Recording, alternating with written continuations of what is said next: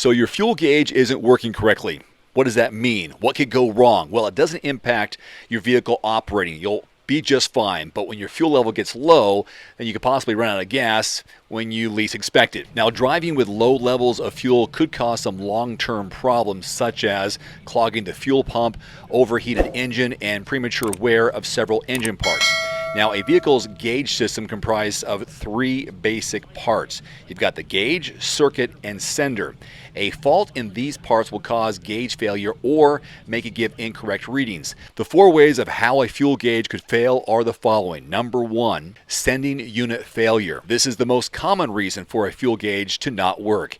The gauge may read the voltage feedback from a dead sensor as full or empty. The sending unit continuously moves and rubs on the variable resistor when you drive the car. The constant friction wears off the contacts, leading to its failure. Number two, problems with the circuit. Depending on the source of the trouble, there could be a voltage problem in the fuel sender, causing the gauge to receive no voltage response from there.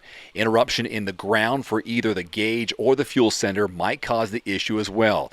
Other reasons could be corrosion or loose connections at the fuel pump module. Number three, gas gauge failure. This is a less common but not outright impossible reason. It could happen when the internal circuit is defective, shortened, or opened. And number four, a non-functioning instrument cluster. This is the least common of all causes, and its repair is the most expensive. Most modern vehicles have a fully integrated circuit, so when one part fails, the whole unit needs a replacement. So here are some ways on how to identify a problem with the fuel gauge. For amateurs, contacting a professional mechanic is the best option, but if you have previous experience, it's easy to find out these issues with the fuel gauge reading incorrectly with these following tools. Number one, a digital multimeter.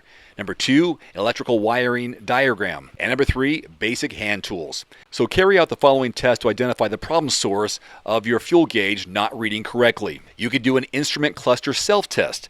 The procedure involves doing a series of tasks including switching the headlight on, press on the odometer button, etc. The task sequence could be different for older vehicles. You need to check the owner's manual to know the correct order. Next, fuel sender test. Conduct the test when the tank is lower than half to avoid splashing hot oil.